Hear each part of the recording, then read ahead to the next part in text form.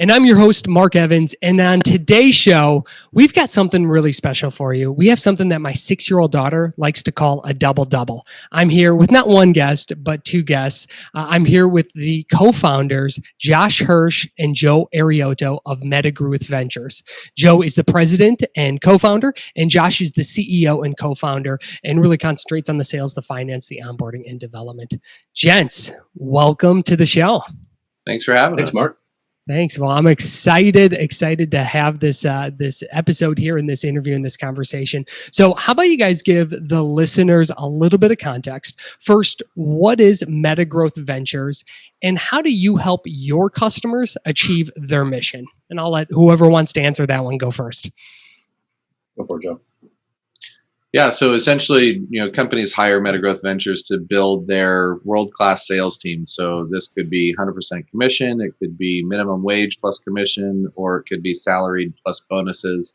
So we essentially go out into the marketplace, we source, filter, interview, and help hire and bring on sales teams for people. So that's how we show up in the world. We've been doing this for a little while. Josh and I have a extensive career in the coaching sector and in sales, and so we put that horsepower to work for the clients that come on with us. That's awesome. Yeah, it seems like this model is gaining more popularity amongst entrepreneurs and companies, and even companies that have traditionally relied on more of a traditional sales force, right, and distributed sales force. What do you think is causing that move towards working with companies like yours? I would say a lot of it is, it's always been there. The desire's always been there. And, if you talk to any entrepreneur, more than likely at some point, they've tried to hire a salesperson and pay them commission only because it's a great leverage point for business owners. And I think now, it's become more, it's in the last number of years, it's become more prevalent that there are softwares and things in place to help people move forward and to do this on their own more. So I think that's why we're seeing it more. But it's been a big uptick for us because as our messaging goes out, people are like, "Oh, somebody can help me manage that," and that's been a big piece to it. Yeah, it really seems like a no-brainer. But what was that aha moment when both of you said, or maybe one of you said and came to the other one? When was kind of that aha moment where you said, "Hey, now is the time. This is the product. Here's what we want to do"? It was November 22nd, 2019. And Josh and I were kind of one of our clients said, "Hey, we want to have a chat with you." And that's usually not a good thing, right? Never a good thing. Yeah. Just like, oh, okay. So we hopped on a call with this client who we just loved. I mean, just awesome client. And they said, "We love all the work that you guys are doing, but what we really love is when you go find good salespeople and train them for us. Wow. And so we'd love for you just to do that."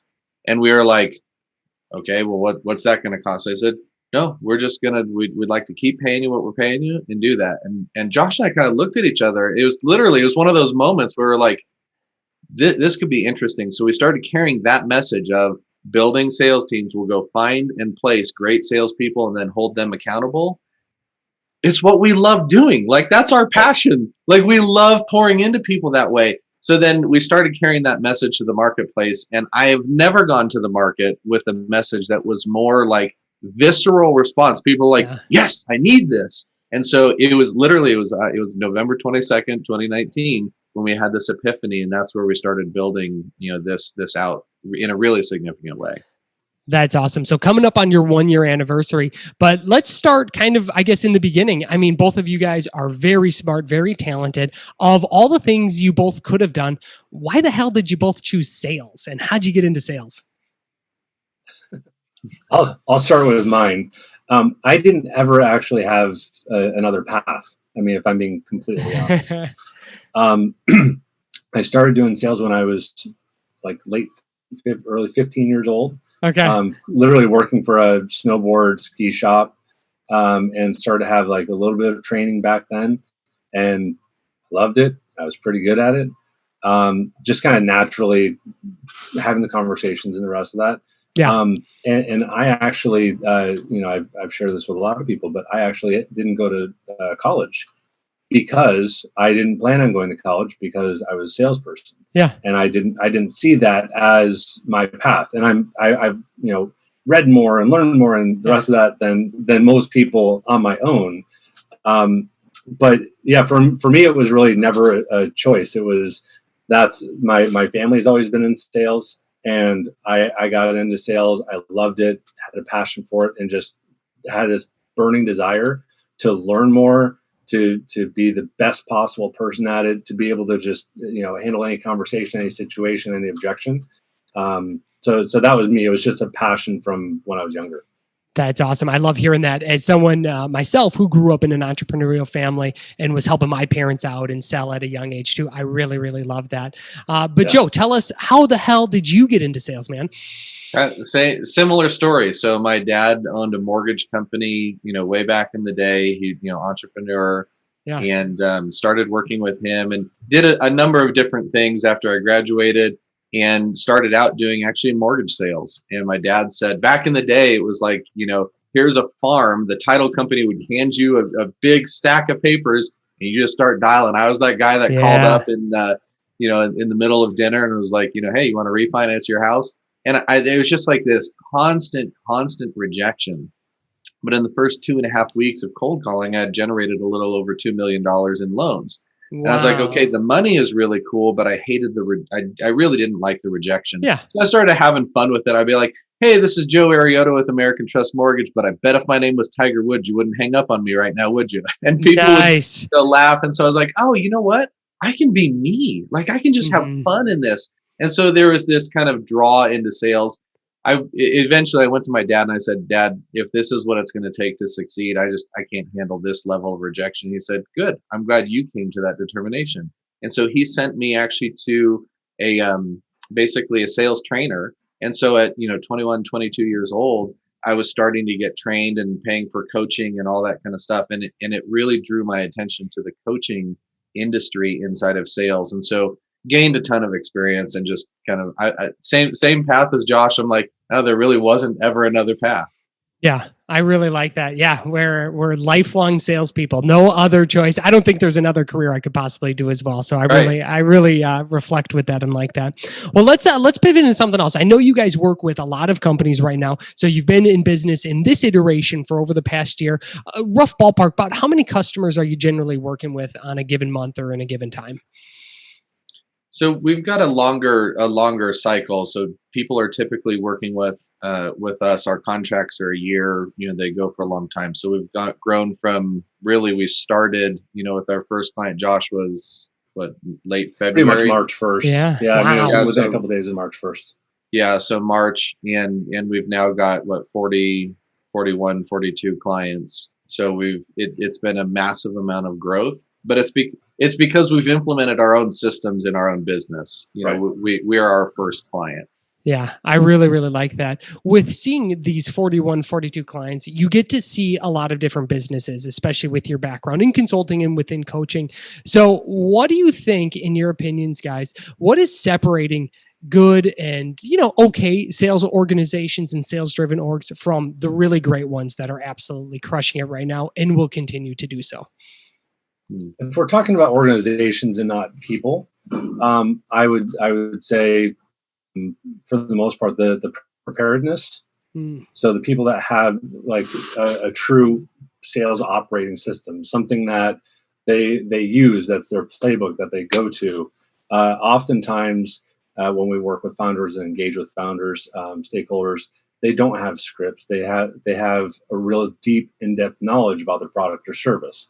Yeah. They don't have pitch decks. They don't have contact sequences that go out on a regular basis. So the ones that ultimately have those, have the best shot. When you're saying the same thing and you're able to make adaptations based on facts, not just, oh, I feel like it was a good call or it wasn't a good call. It's like, no, did you follow the path and was it working? If it didn't work, then change it. Yeah. And so that's why when we start with organizations, we start with that foundational piece, that operating system to say, here are the 156 things that you need to have in place.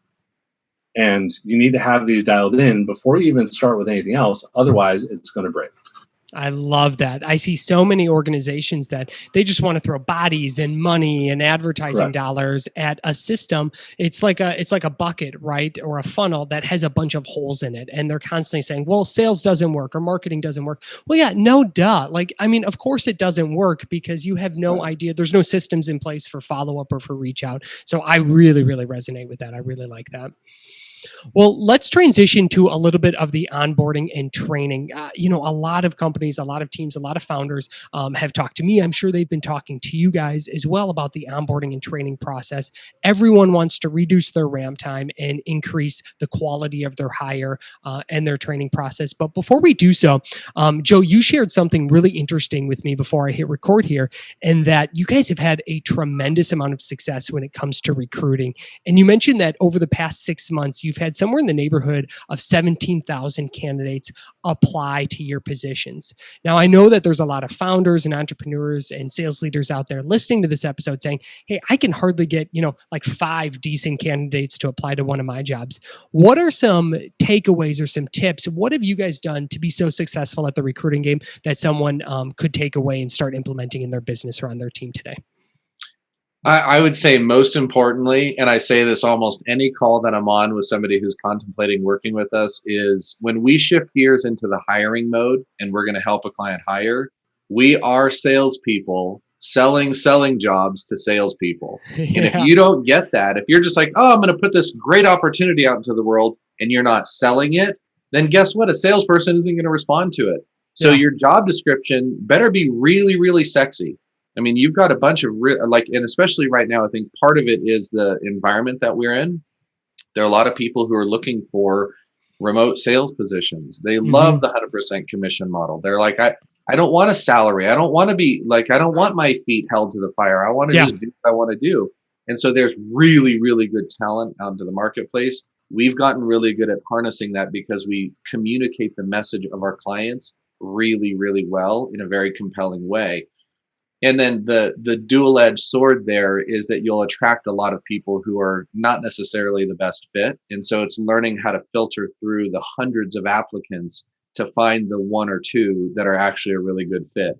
So there are a lot of systems in place that you can use to filter that, from assessments and, one-way video interviews or just whatever your process is, like make people jump through a few hoops and prove they've got the technical savvy to be able to navigate the modern world and those kinds of things. But the number one piece of advice is just keep in mind you are a salesperson selling a selling job to a salesperson when you're trying to find them. Oh, I love that. I love the process part of making them jump through a few hoops as well. It's like in a sales engagement or when you're prospecting or trying to sell someone, if you get them to buy in and do some homework and to take some steps, they're far more likely to take that journey and to buy from you. But let's go back to something. You said something before that I really, really like. Make your job description sexy. Could you, for us, Joe, how do I take my frumpy job description and turn it into a sex symbol that's going to have just candidates pouring in left and right? Yeah, I would say so kind of high level, or this is not high level, this is almost like weed level, or maybe even go roots level, is understanding what salespeople want today. And Josh and I have learned this, anybody listening can probably relate to this, is, salespeople especially have become really entitled of late. They're like, I want more salary. I want a company car. I want expenses paid for. I want higher commissions. Like, I want all the tools. It's like, give me leads, like give me everything. And we are just like the antithesis of that. We're like, let's find really great salespeople who know what the heck to do or are willing to be trained. But this is what they're looking for. If you want kind of the keys to the kingdom to speak their language, is they're looking for autonomy. They almost always reject management, especially micromanagement. Yeah. Ironically, they'll welcome mentorship. So if you've got a mentorship program, and the funny thing Josh and I've learned over the years is as mentors, we're much harder on anybody than any manager ever would because we actually care. We actually care if you succeed, not to meet our numbers, but to meet your numbers. And so they reject management, but they will welcome mentorship. They're looking for time freedom. They want to be able to take their son or daughter to, the play in the middle of the day or whenever without having to ask for permission to do that. So they're seeking that time freedom.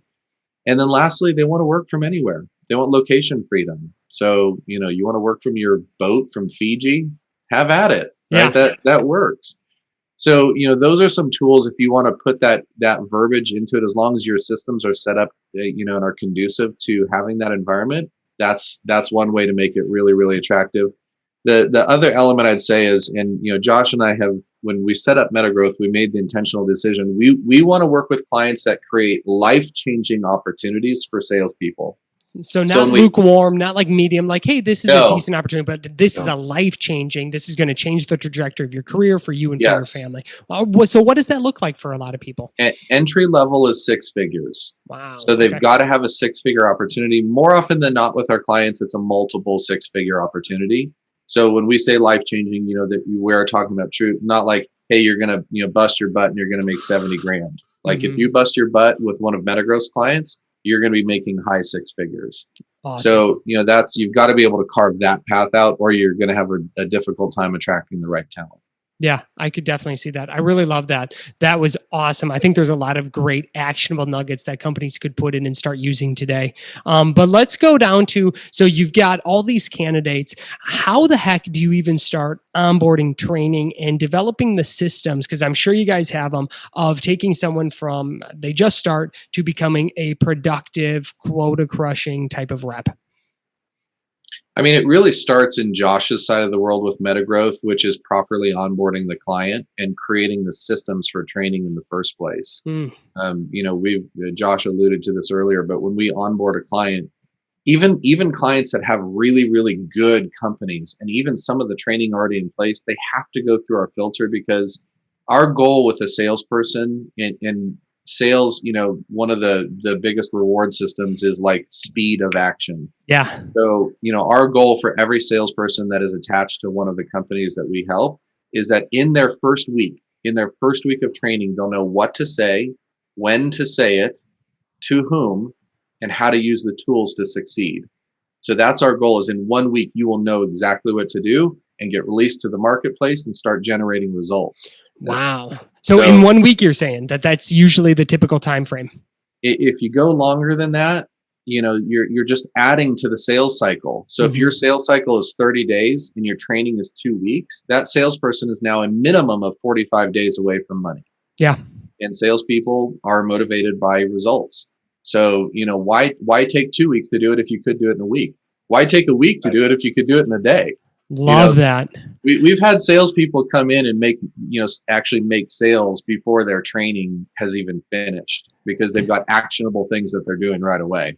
That's awesome. I love that. What's an element of your training program or process or system that, someone, if they're listening, if they're an entrepreneur or sales team leader, that you guys think, hey, is really impactful that they could potentially implement on their team today?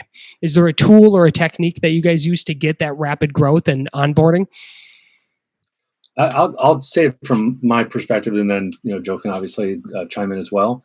In our eyes, it's having a replicable system, right? It's saying the same thing, training in the same way, so that you're not forgetting things, you're not leaving things out. And as we all do, if you say that, if I said the same pitch twice, it would be different, even though I have a script, because you get pulled off script and then you have to come back on and you have to figure out where you are. So I think one of the benefits is having the videos, having the training and the memorialized training that someone can come into at any point, they can go back to again, because some people will miss different things along the way. So for us, we build it in a place that somebody can enter and they have a clear pathway day in and day out of what to do, but they can also circle around again and go back to something that maybe they missed, or they were like, okay, well, now this part's clear, but I have to go back to that part. Yeah. Is that an LMS system that you use, or do you have another tool that houses kind of that information? Yeah, it's funny you say that. So we're actually building our own proprietary LMS system so that salespeople can come through. We've got a few integrations that are in that. We've just kept it like on a membership site that's specific per client. So we have 40 of these built out. We give access, we give access to the salespeople when they get onboarded, and they take themselves through that. But yeah, it's, to Josh's point, it's like, I think the people we've helped the most are what we would consider like successful founder sales people. So they're a founder who's done a really good job of getting sales up, but they're like, the whole pressure of this system is on my back. I have to do fulfillment. They may be at, $1 or $2 million a year or more, but they're kind of stuck at that.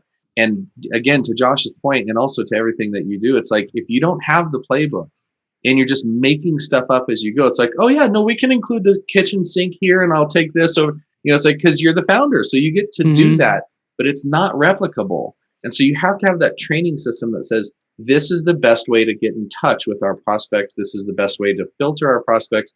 This is the best way to have sales calls with them. And it's got to be universal. So that's awesome. Yeah, I really like that. There's a lot of founder-led founder-led sales and organizations that are listening to this now. And it seems like it really comes down to the process, the system, the playbook that you're putting together. If you want to go from a founder-led sales where you're doing all the things for all the people and really transition to that organization that's growing and scaling with an actual sales team. Are there any other like low-hanging fruit, or is there any other things that founder-led sales teams really get hung up on as they migrate from that founder-led sales model to more of that, small sales team type of operations? I would say it can't be the same in almost every situation. So oftentimes people, the founders, start off by, in many conversations getting frustrated because they've hired salespeople and salespeople can't hire, they can't sell anything, and they're not as good as I am. I'm just going to go back and do it. So they have to rebuild the system typically so that someone else can sell it. So it's like anything else. If you are doing something more than once, you should have a process for it. And that's across everything, in my opinion. So you should have a process for it. And oftentimes they don't. So they're expecting somebody else to watch their pitch and be able to do it. And, they oftentimes are not trained in sales, or they don't have a path or a pattern of what they do. So they're putting somebody else into it and go, oh, you should be able to do this. It just needs to be more planned and it needs to be different. Yeah, I love that. I think it's so funny that in most companies and most organizations, everything else from, how they manufacture a product, from how they ship a product to heck, how they even like reorder the coffee is all usually documented, or there's some level of system to it, except for the one thing that actually drives revenue, and that's sales. It's mind-boggling. Yeah, I'm in agreement with you guys. Well, hey, we're running up against the clock here, so let's close with the final 5. So these are 5 rapid fire questions here. And so I'll have you guys both answer them because this has been such an awesome conversation. I'm curious for both of your answers. So I'll ask the question. You guys just fire it out. How about we go Joe first and then Josh? So favorite sales related movie? Oh my gosh. So The Wolf on Wall Street is all, I think is there's a few scenes in there that are just will grip you forever. Yeah, that I agree. Josh, how about you? Favorite sales movie? Glengarry Glen Ross. Classic. Yeah, I'm old school. I like it. All right, let's do reverse order. Josh, favorite sales book? Favorite sales book? Gosh. Non-manipulative selling. Non-manipulative. Do you know who the author is of that? Rick Barrera. All right, I'll have to check that one out. And Joe, how about you? It's more from sales management, but a book called Measure What Matters. And do you remember who the author is for that? I've heard that, but I can't remember the author. I can't remember. But it probably more importantly would be a book. Josh could guess what I'm going to say is a book called Traction by Gino Wickman. So there's a lot of principles in there that it's less about selling, more about running the company, but sales will be included in it. Great book. And if you're a founder-led company sales team right now, that is an absolute must-read. Traction by Gino Wickman. I like that. All right, Josh, what do you know now that you wish you would have known when you first got into sales, when you were 15? How to ask great questions. Starting with questions is the most important part of sales. Love it. Joe, how about you? I would say the exact same thing. Nobody'd be surprised to know Josh and I, a lot of times salespeople think if I can just say the right thing, I can close this deal. And I would flip that and say, if you can just ask the right question, you can gain the clarity to make the sale. Love it. Best purchase of 2020 under $100, Joe. I'm going to see previous response. We'll go back to Traction, the book. All right. And how about for you, Josh? Best purchase of 2020 under $100. Oh, now I have to come up with something besides Traction. Yeah. Gosh. Why is that one hard? I think I spent too much You money use on Traction. stuff. I'll tell you on a non-business related one. I bought a device that allows my wife and I to do outdoor rock climbing, lead climbing. We have a big weight difference, and so this evens out the weight distribution. Perfect. So that'd be my fun one. That sounds I'll awesome. take Traction, then. Yeah, and I think Josh would like that as well. God forbid you fall, because the belay fails at 40 That's feet right. up. That's not good. So it's a dual purpose one. And favorite follow, social media follow. Let's go with you first, Joe. I mean, Gary Vaynerchuk has been my favorite for a long time. So Awesome, Gary V. And how about you, Josh? I actually don't do a lot of social media. Okay. Meaning I don't follow and I don't do the rest of that. So I'd say Gary V too, but he's already taken that one as well. So I have to start going first more, I guess. Okay, I got you here. Gentlemen, where can our listeners connect with you if they so fit? I'll obviously link to your website. That's the Meta Growth Formula. But where else could they potentially follow you or get in contact with you? we've got we started a new Facebook page. And I can provide the link for that. I'll have to remember what it was, but we're just starting and actually kind of putting best practices and some trainings up there as well. So that might be a good place for people to go. Yeah. Awesome. I will do that as well. Gentlemen, that's Joe Arioto and Josh Hirsch with Meta Growth Ventures. Guys, thank you so much for taking us inside the sales playbook. This was an awesome conversation. Thanks, Mark. Appreciate it. Thanks, Mark.